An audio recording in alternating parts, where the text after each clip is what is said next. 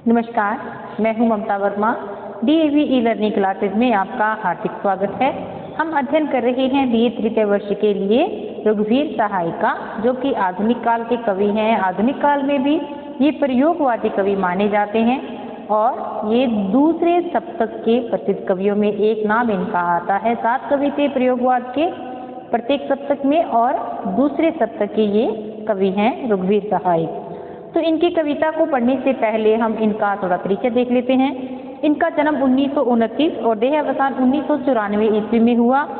रघुवीर सहाय दूसरा सप्तक के कवि हैं। सप्तक के संपादन अज्ञे ने रघुवीर सहाय की कविता के विषय में लिखा है कि उनकी सरल, साफ सुथरी और अत्यंत सदी हुई भाषा इनके सर्वथा अनुकूल है। उनका संस्कार शहरी है तो किसी कृत्रिमता के अर्थ में नहीं। अच्छे घर में रोज काम आने वाले बर्तनों में मजते रहने के कारण जो चमक होती है, जो उन्हें अलमारी में सजाने की प्रेरणा न देकर सहज व्यवहार में लाने की प्रेरणा देती है, कुछ वैसा ही प्रीतिकर सहज ग्राह्यता उनकी भाषा में मिलता है। इनकी प्रसिद्ध रचनाओं में है आत्महत्या के विरुद्ध, सीढ़ियों पर धूप, लोग भूल गए हैं, कुछ पत्ते कुछ चिट्ठियां, एक समय था, हंसो हंसो जल्दी हंसो आदि इनके प्रमुख काव्य संग्रह हैं। उनके काव्य संग्रह है एक लोग भूल गए हैं, पर उनको 1984 में साहित्य अकादमी का पुरस्कार प्राप्त हुआ था। उन्होंने कुछ कहानियां भी लिखी हैं और ये निरंतर पत्र लेखन का कार्य भी करते रहे हैं। वस्तु और शिल्प की स्वाभाविकता की दृष्टि रघुवीर सहाय की कविता पाठक के हृदय को सीधे प्रभावित करती है। फैशन और बनावट से असंपृक्त रघुवीर सहाय की रचनाशीलता में कवि के धर्मबोध की अनेक छवियां अनुस्यूत हैं, जिनमें नएपन के साथ साथ यथार्थ चित्रण की संकल्पनात्मकता है। रघुवीर सहाय की कविताएं उनके आसपास की दुनिया को रूपांतरित करती हैं, क्योंकि रघुवीर सहाय ने इस दुनिया के प्रति आस्था संजोए रखी है। वे इस दुनिया के सारे दर्दों को समाप्त करना चाहते हैं, इसलिए वे अपनी कविता में उस राजनीति पर बराबर प्रहार करते हैं जिसने इस दुनिया का सुख चैन छीना है। कुछ लोग यह आरोप भी लगाते हैं कि रघुवीर सहाय की कविता में राजनीति बहुत है, पर रघुवीर सहाय जानते हैं कि इस कलुषित राजनीति ने जब आमजन का जीना दुभर कर दिया है तो इसे बख्शा ही क्यों जाए। वे स्वीकार करते हैं, क्या कहते हैं कि भाइयों, अगर हम अपनी दुनिया में जूझते जूझते जिंदा नहीं रह सकते तो कम से कम इतना तो कर ही सकते हैं कि जब मरना पड़े तो उससे पहले मरने की कोशिश करें। इसीलिए रघुवीर सहाय की कविता में रामदास जैसे असहाय तथा शोषित औरतों और बच्चों की संख्या काफी है। इसलिए उनकी कविता की भाषा उसी आमजन की पीड़ा को व्यक्त करने के लायक है जिसमें वे चिंता करते हैं। तो उनकी कविता है, पहली कविता की 3-4 कविताएं हैं हमारी। पढ़िए गीता, एक रंग है होता नीला, हमारी हिंदी और हंसो हंसो जल्दी हंसो और राष्ट्रीय प्रतिज्ञा। इनकी 5 कविताएं हैं आज पढ़ने के लिए आपके। तो पहली कविता है इनकी पढ़िए गीता, जो कि प्रयोगवादी कविता है। पढ़िए गीता बनिए सीता, फिर इस सब में लगा पलिता, किसी मूर्ख की हो परिणीता, निज घर बार पसाइए। गीता के लिए क्या कहते हैं कि पढ़िए गीता, अर्थात कल की चिंता न करें, कर्म करते रहें। और बनिए सीता, यानी कि पढ़ लिख गई है बच्ची और वो अच्छी सीता यानी कि पति परायण, आज्ञाकारिणी और अन्याय विरोधी बन जाइए।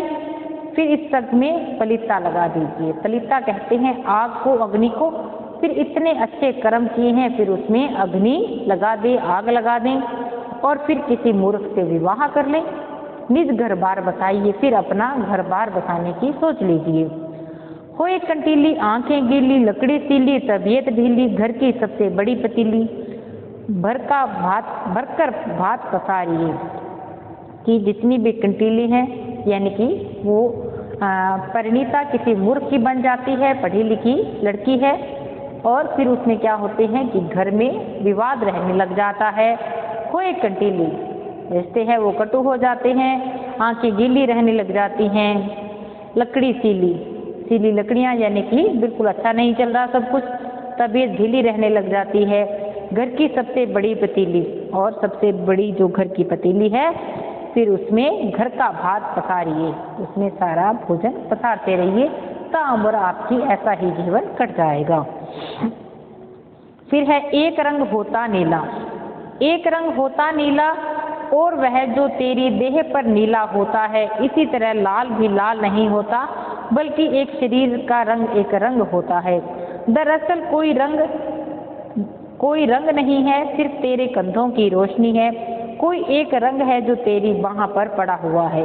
इसमें क्या कहा गया है कि बाहरी भेदभाव को न मानते हुए आंतरिक एकता व अभेदता को नए ढंग से कवि ने प्रस्तुत किया है। एक रंग होता है नीला, कि जैसा नीला रंग हम देखते हैं, हम कहते हैं कि उसका रंग नीला पड़ गया है, लेकिन उस नीले रंग में इस नीले रंग में फर्क होता है।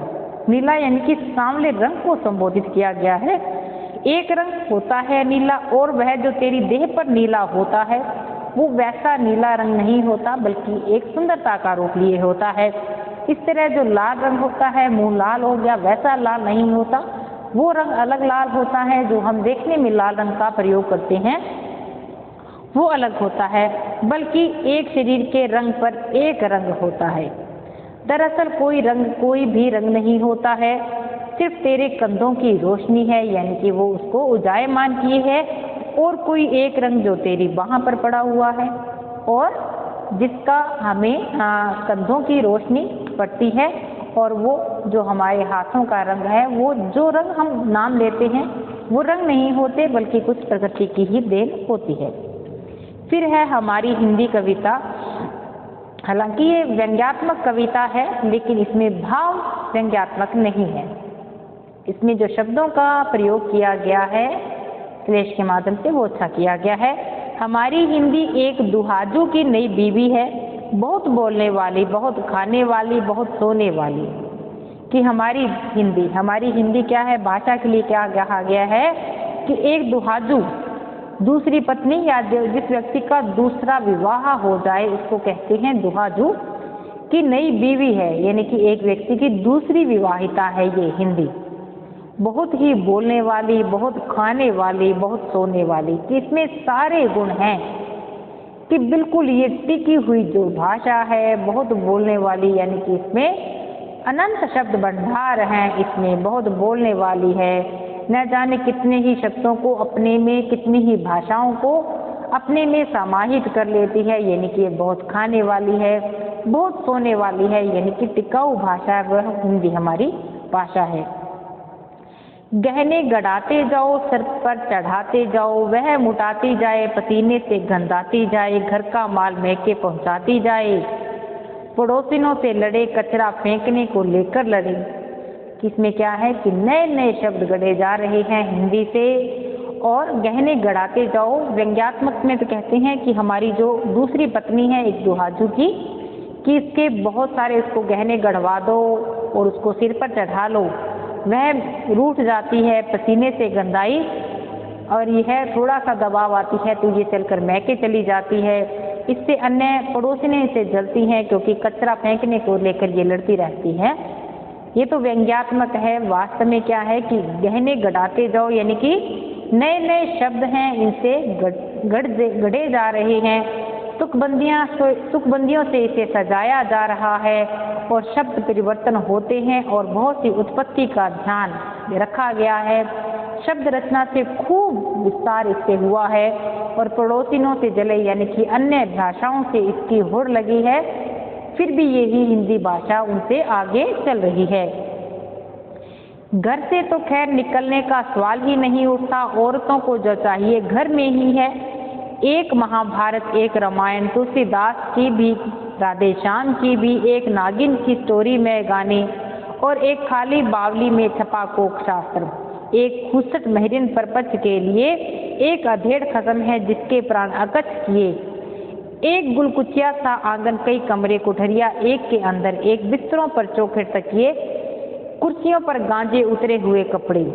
क्या है कि ये भाषा है तो ये हम तो सोच ही नहीं सकते कि घर से निकलने का, कि हर प्रत्येक भारतवासी है वो बाहर तो जाने का यहाँ की सभी लोगों की जो भाषा है वो हिंदी है और इतनी जम गई है कि जो इसको चाहिए वो सब कुछ यही है। औरतों को जो चाहिए वो सब कुछ घर में है, यानी कि इस भाषा को जो शब्द चाहिए इतने शब्द भंडार हैं, इतने तरह से इसकी उत्पत्ति है, वो यही ये जमाई बैठी है। इसी में ही एक महाभारत रची गई है, रामायण भी है, तुलसीदास भी इसी भाषा से है, राधे श्याम भी इसी भाषा से है। एक नागिन का स्टोरी में है गाना, न जाने कितनी ही कहानियां इस भाषा में लिखी गई हैं। इसमें खारी बावली में छपा कोक शास्त्र और इसमें कोक शास्त्र नामक ग्रंथ भी लिखा गया है। एक खुसट महरन है परपच के लिए और घर हिंदी का घर पुराना और बेढब्बा जरूर है, अच्छा नहीं है, अधेड़ कसम है जिसके प्रण अकच किए हैं, उपयोग में आने वाली सारे लोग इसको बोलते हैं। एक गुलकचिया सा आंगन, इसमें कई कमरे, कोठरिया एक के अंदर एक, न जाने कितने ही अनगढ़त अशुद्ध काम चलाऊ शब्द इसी भाषा में मिल जाएंगे हिंदी में। और ये बिखरे हुए ढंग से ये, यानी कि बिखरे हुए में ना जाने कितना ही इसका रूप विस्तार हो गया है, इतना बिखरा हुआ हिंदी का रूप मिलता है, इसलिए कहते हैं कि बिल्कुल ही बेढब्बापन इसमें दिखाई देता है। खूंटियों पर कुचेली चादरें जो कुएं पर ले जाकर फांची जाएंगी, घर में सब कुछ है जो औरतों को चाहिए, सीलन भी और अंदर की कोठरी में 5 सेर सोना भी और संतान भी जिसका जिगर बढ़ गया था, जिसे वह मासिक पत्रिकाओं पर हगाया करती है और जमीन पर जिस हिंदी भवन बनेगा। अब ना जाने हिंदी भाषा से निकलने वाली खूंटियों पर कुचेली चादरें ले जाकर, यानी कि उसको एक भाषा के व्याकरण के नियम में बांधा जाएगा और घर में जो कुछ है औरतों को चाहिए, यानी कि जिस भी ऐसा कोई शब्द नहीं, ऐसी कोई वस्तु नहीं जिसको हिंदी का शब्द न मिला हो। सीलन भी है, अंदर कोठरी में 5 सेर सोना भी है। सीलन यानी कि बहुत पुरानी ये भाषा हो गई है और बहुत ही ये उपयोगी भाषा है, सोना भी है। और संतान जिसका जिगर बढ़ गया है, क्योंकि इससे निकलने वाली जितनी भाषाएं थी, उपभाषाएं हैं, उनका भी परिष्कृत रूप नहीं है, वो भी शब्द भंडार नहीं है, किंतु उपयोग सही नहीं हो पा रहा है इन भाषाओं उपभाषाओं का। मासिक पत्रिकाओं पर, इसमें मासिक पत्रिकाएं निकलती हैं पर पाठक नहीं है, पर जमीन भी है जिस पर हिंदी भवन बनेगा और धीरे धीरे हिंदी का विकास हो जाएगा। कहने वाले चाहे कुछ कहें, हमारी हिंदी सुहागिन है, सती है, खुश है, उसकी साथ यही है कि कसम से पहले मरे और सब तो ठीक है, पहले कसम उससे बचे तो अपना साथ पूरी करे। कि कहने वाले हिंदी के लिए कुछ लोग क्या कहते हैं कि इसको अंग्रेजी को मान्यता देना चाहते हैं, कुछ लोग हिंदी को, इसलिए कहा गया है कि कहने वाले कुछ भी कहें लेकिन हिंदी सौभाग्यशाली भाषा है, ये अनंत काल तक सनातन तो है ही, अनंत काल तक चलने वाली ये भाषा है। उसके साथ यही है कि उसकी साथ यही है कि हिंदी भाषाओं की घोर उपेक्षा इसकी हो रही है, लेकिन इस उपेक्षा से उबरने का ही इसको साध है। इसको सरकार भी इसकी हिंदी भाषा की पूरी तरह से उपेक्षा कर रही है। ऐसे में हिंदी के साथ कैसे पूरी हो सकती है, लेकिन इसकी इच्छा है कि ये सब कुछ होने के बाद हिंदी अपना वजूद बनाए रखेगी।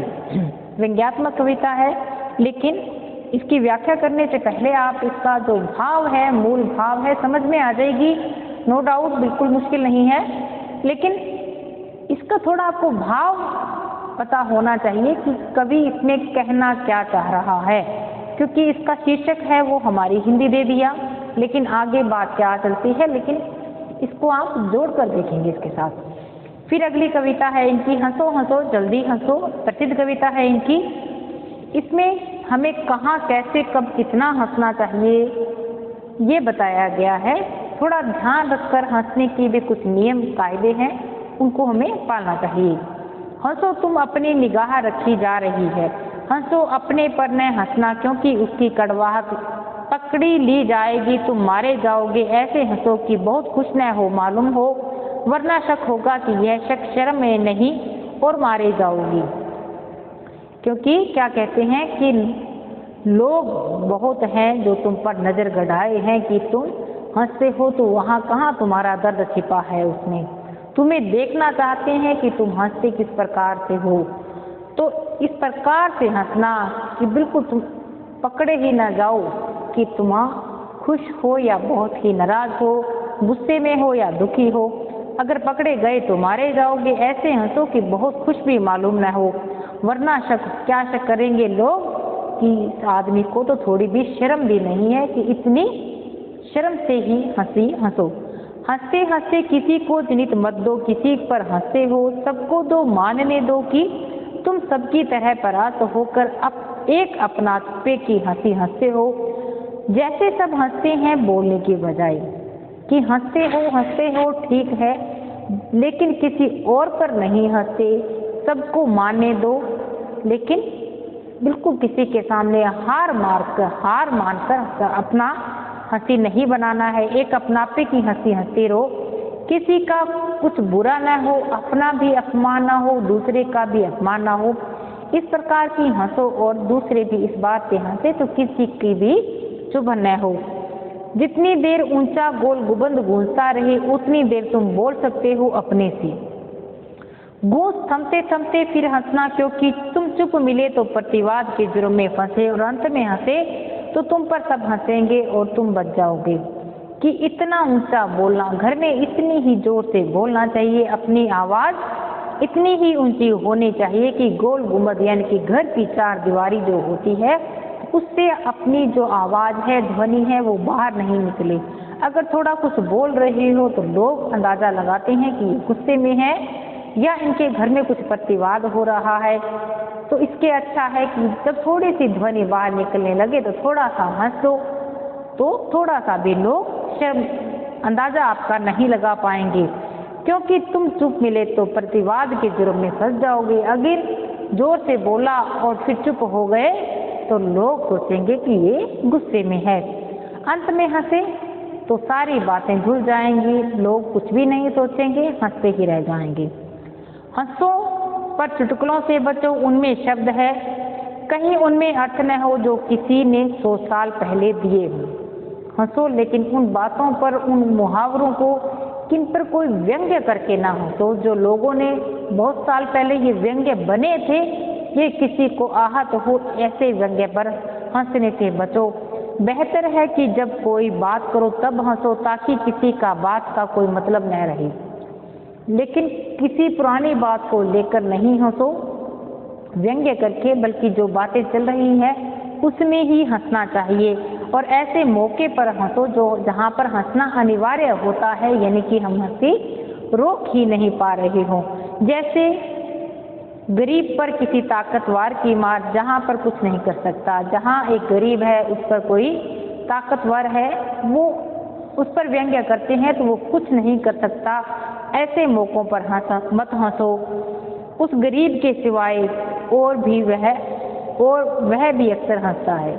और क्योंकि सारे लोग हंसते हैं जब गरीब का अपमान होता है, तो इन जो शब्द हैं इनसे बचना चाहिए कि ताकतवर का साथ ना देकर हमें गरीब का साथ देकर उस पर व्यंग्यबान नहीं करना चाहिए, क्योंकि गरीब कोई बात बोल नहीं सकता।